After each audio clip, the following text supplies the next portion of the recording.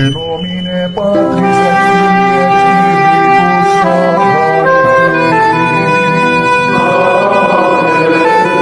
Dominus vobiscum.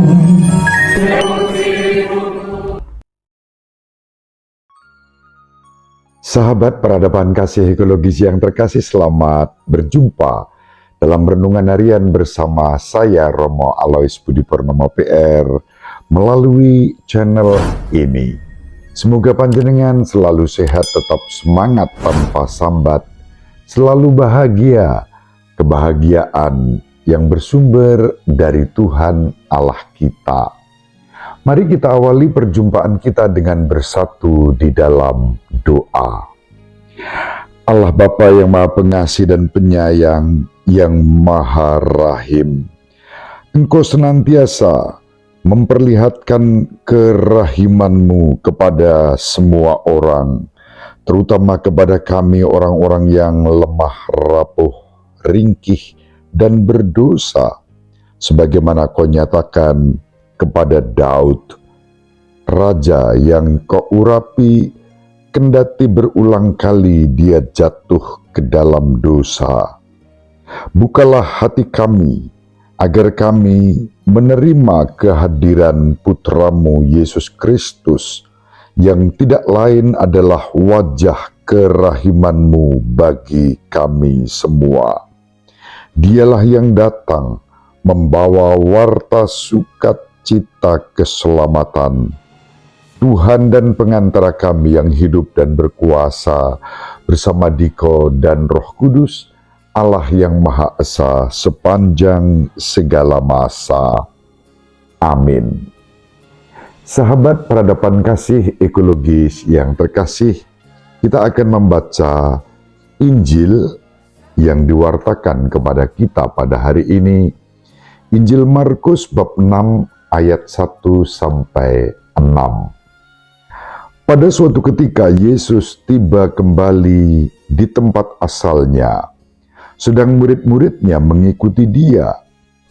Pada hari Sabat, Yesus mulai mengajar di rumah ibadat, dan jemaat yang besar takjub ketika mendengar Dia.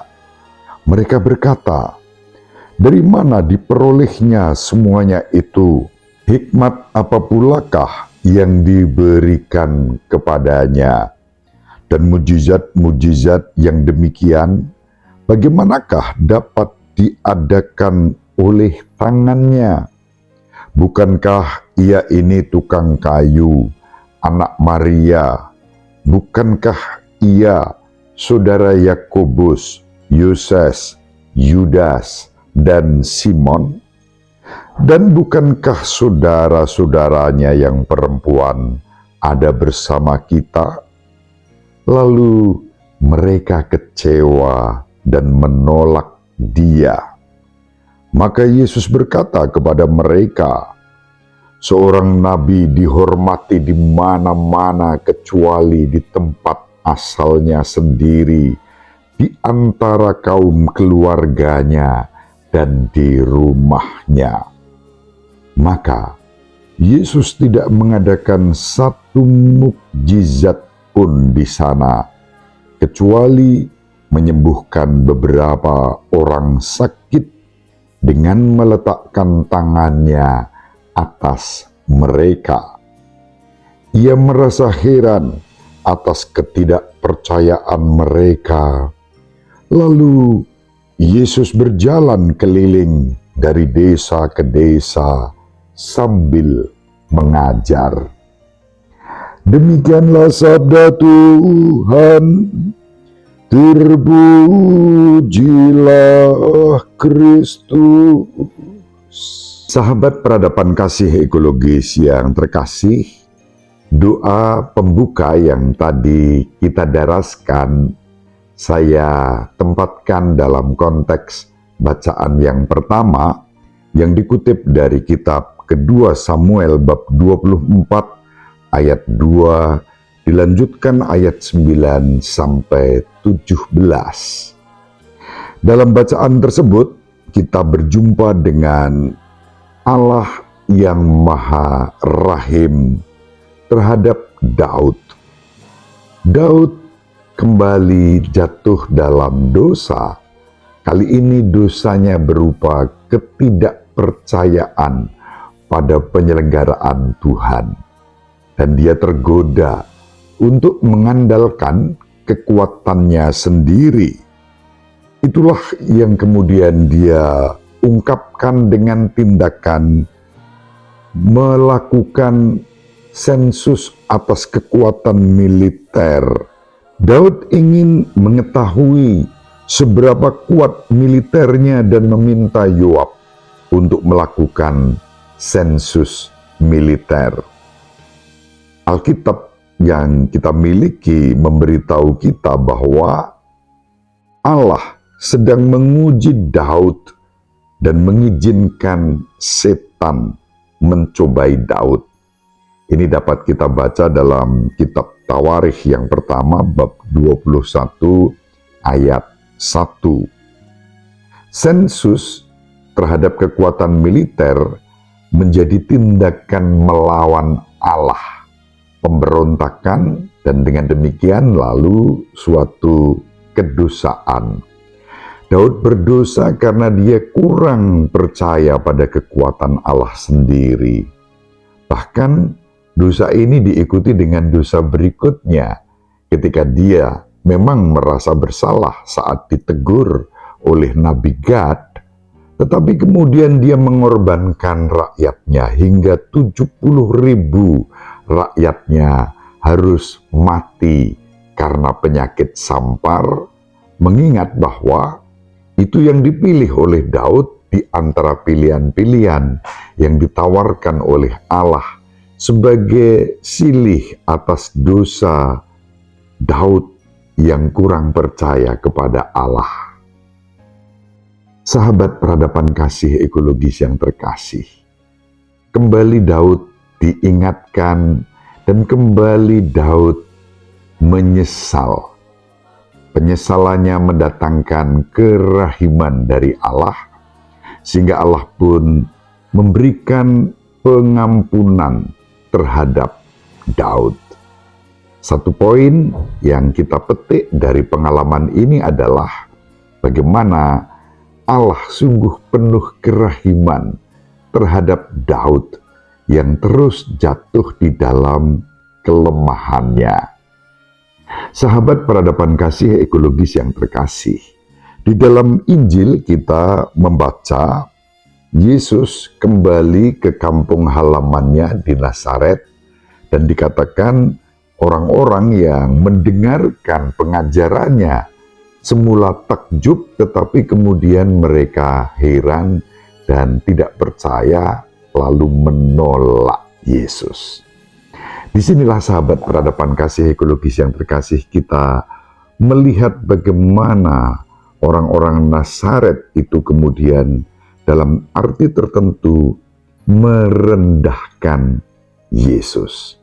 Disebut kita kenal dengan semua saudaranya, lalu nama-nama disebut antara lain Yakobus, Yoses, Yudas, Simon. Nah, sahabat peradaban kasih ekologis yang terkasih, disinilah yang juga kerap kali menimbulkan salah paham. Sehingga orang berkesimpulan, Yesus punya saudara kandung. Padahal sekali lagi, dalam Injil yang diwartakan kepada kita, meskipun disebut saudara-saudara Yesus, Yakobus, Simon, Yoses, dan Yudas, mereka bukanlah saudara kandung. Kita bisa memverifikasi misalnya kalau mengacu pada apa yang diwartakan oleh Markus dan kita tempatkan dalam konteks Injil sinoptik, kita bandingkan dengan Injil Matius. Markus dan Matius keduanya menyebut Yakobus dan Yoses, dan itu disebut putra Maria, tetapi bukan Maria, bunda yang mengandung dan melahirkan Yesus. Kita bisa melihat dalam Injil Markus bab 15 ayat 40 sampai 47 dan juga Injil Matius bab 27 ayat 55 sampai 56 dan ayat 59 sampai 61. Yang dimaksud Maria di situ adalah Maria yang lain. Siapakah Maria yang lain itu? Dia tidak lain adalah istri Kleofas yang merupakan saudara laki-laki dari Yusuf, suami Maria. Kita tahu bahwa Yakobus, sepupu Tuhan kita Yesus Kristus, bertindak sebagai uskup pertama di Yerusalem.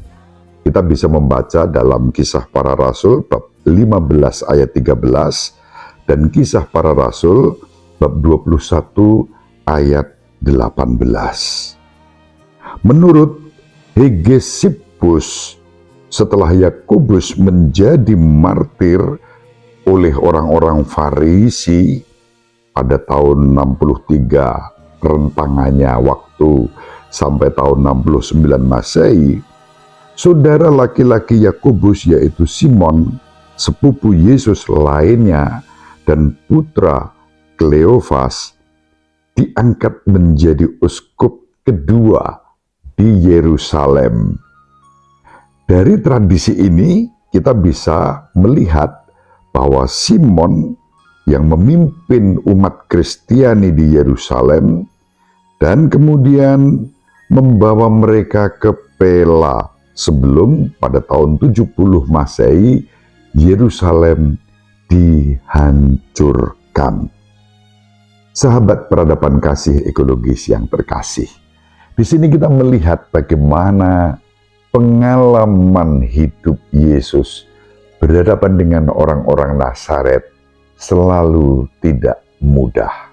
Sayangnya, orang-orang Nazaret sungguh-sungguh tertutup terhadap kehadiran Yesus. Andaikan mereka belajar dari leluhur mereka, Raja Daud memang jatuh di dalam dosa dan kelemahan, tetapi kemudian bertobat dan mengandalkan kerahiman Tuhan, lalu pasti Tuhan akan berbelas kasih kepada mereka. Dalam Injil kita membaca, dikatakan bahwa karena penolakan orang-orang Nazaret terhadap Yesus, Yesus bahkan tidak membuat satu mukjizat pun di kota asalnya, selain menyembuhkan beberapa orang dari sakit penyakit mereka.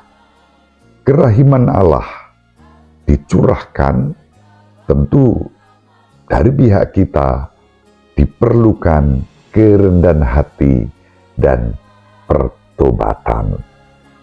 Sahabat peradaban kasih ekologis yang terkasih, mari kita saling mendoakan agar kita belajar dari Raja Daud yang dengan rendah hati mengakui kesalahan dan mohon pengampunan, dan Allah pun menunjukkan kerahiman kepadanya. Semoga kita dalam iman akan Yesus Kristus yang tidak lain adalah wajah kerahiman Allah bagi kita, juga digerakkan untuk dengan rendah hati setiap kali kita mengandalkan kekuatan kerahiman Allah yang hadir dalam Kristus di dalam kehidupan kita. Ketika kita mengandalkan kekuatan dan kerahiman Allah dalam hidup kita, maka kita pun juga akan dengan mudah berbelas kasih kepada sesama yang barangkali melakukan kesalahan-kesalahan terhadap kita.